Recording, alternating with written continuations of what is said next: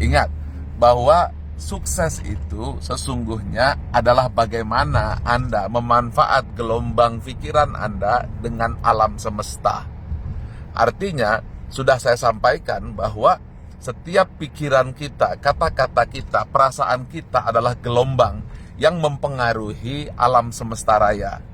Masih ingat bukan? Bagaimana ketika seorang astronot ke-14, dia Edgar Dean Mitchell, memberikan pesan ke bawahannya ya, di bumi, dan dia dari bulan. Dia menyampaikan pesan membuat gambar segitiga, bulatan, bintang, padahal jaraknya 250.000 mil kepada Profesor Olaf Jansen. Apa yang terjadi ketika turun?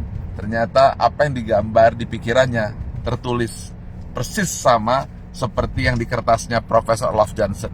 Artinya bahwa pikiran itu langsung berhubungan dengan alam semesta, dan alam semesta adalah ciptaannya Tuhan atau kekuasaannya Tuhan.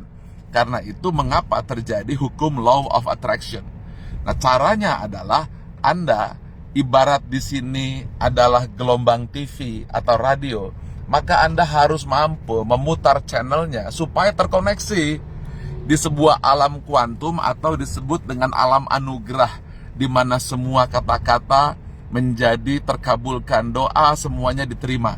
Itu yang saya lakukan dalam setiap keseharian saya, yaitu senantiasa mencoba membuat pikiran senantiasa positif, senantiasa bahagia, senantiasa tentram, senantiasa penuh kesyukuran.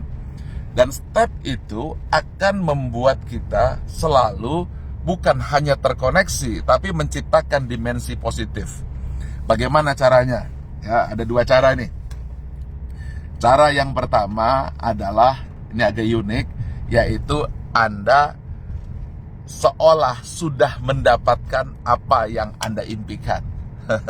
Lucu ya, seolah sudah mendapatkan apa yang Anda impikan.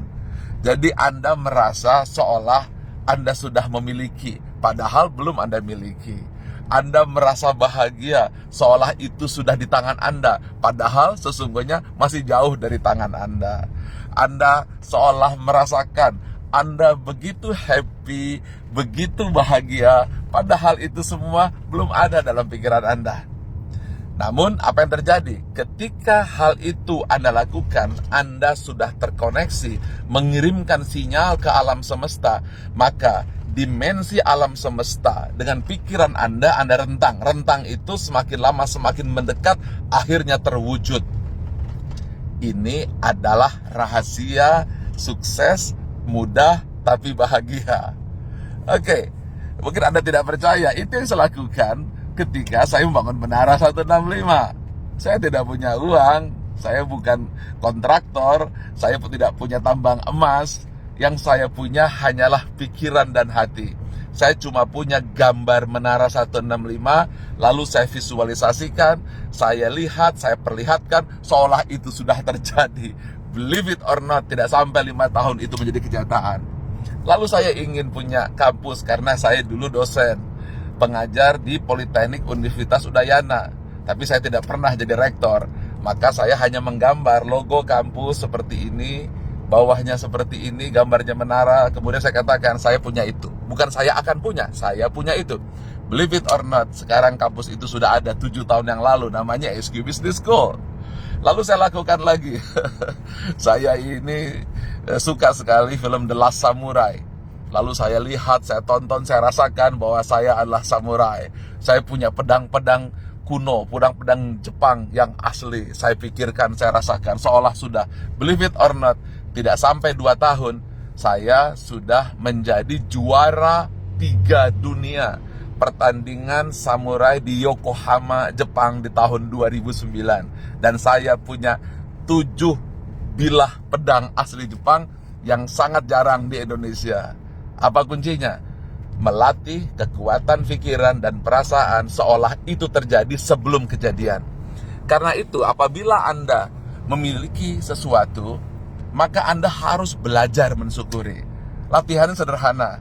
Contohnya Anda punya apel, Oh, Anda lihat, aduh enak sekali apel ini, saya syukuri. Karena kebanyakan ketika melihat apel, ya apelnya kecil sekali, akhirnya Anda nggak dapat. Kemudian ketika Anda punya pisang, Anda mengatakan, aduh terima kasih saya punya pisang, bahagia sekali. Tapi kebanyakan, aduh pisangnya hitam-hitam nih, pisangnya busuk-busuk. Maka ketika seperti itu, Anda lost kontak, lost koneksi dengan alam semesta. Atau ibarat Anda sedang menonton channel musik atau TV yang Anda sukai, tiba-tiba distract, channelnya langsung putus dan Anda tidak terkoneksi dengan alam semesta, di mana dimensi itu yang senantiasa menolong mewujudkan. Ya, saya menamakannya quantum field atau dimensi kuantum. Nah, latihan-latihan seperti ini harus Anda lakukan setiap hari, setiap saat. Artinya, Anda bukan fokus kepada problem. Ketika Anda melihat pisang, banyak orang yang fokus kepada hitamnya, betul? Tetapi saya lebih suka fokus kepada yang kuningnya. Sebagian fokus kepada, wah pisangnya sudah mulai hitam. Mengapa? Tidak fokus kepada yang kuningnya. Oke, ada kisah monyet. Seekor monyet ketika dia tidak punya pisang, dikasih satu buah pisang, monyet itu senang apa tidak? Senang, ya karena satu pisang. Tambah lagi 2 pisang, bagaimana monyet itu? Lebih senang. Kasih lagi 3 pisang, bagaimana monyet itu? Lebih senang lagi. Tapi ketika diambil 1 pisang, monyet itu marah. Apa artinya? Monyet itu fokus kepada apa yang hilang dan apa yang tidak punya. Tetapi kalau kita fokus dan menghargai apa yang kita miliki, maka hidup Anda akan bahagia. Dengan cara hidup bahagia, baru Anda terkoneksi. Disitulah Anda mulai menggambar cita-cita. Paham? Jadi ketika Anda menggambar cita-cita, jangan mengharapkan seandainya saya punya. Tidak. Ini memang agak lucu, unik, tapi saya sudah lakukan berkali-kali, hampir semuanya. Termasuk ketika saya minta supaya ESQ Tours and Travel menjadi juara 1 terbaik di dunia. Believe it or not, di dunia, artinya mengalahkan negara-negara lain, ya, Jepang, Eropa, Amerika, Malaysia, minta maaf, dan negara lainnya. Benar-benar nomor 1 di dunia. Ya, itu dianugerahi penghargaan dan saat itu diserahkan oleh Menteri Pariwisata Pak Arief Yahya.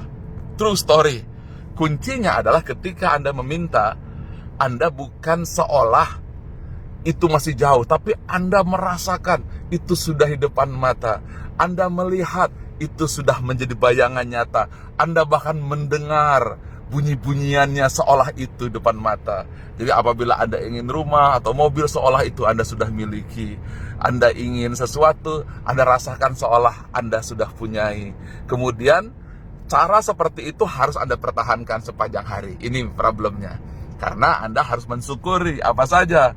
Bahkan ketika melihat jalanan, Anda puji, aduh bagus sekali ya itu pagar-pagarnya, garis-garis putihnya, zebra crossnya, tulisannya, bagus kalau aduh pohon-pohonnya.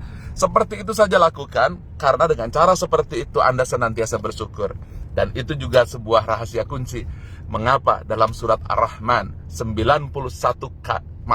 dalam surat Ar-Rahman 31 kali diucapkan, lalu nikmat mana lagi dari Tuhanmu yang kamu dustakan. Oke, senantiasa bersyukur, sekecil apapun syukuri. Lalu Anda gambar harapan Anda seolah itu sudah kejadian. Rasakan, fikirkan, dan dengarkan seolah itu sudah ada depan mata. Dan biarkan semesta alam yang mewujudkan. Demikian, selamat mencoba.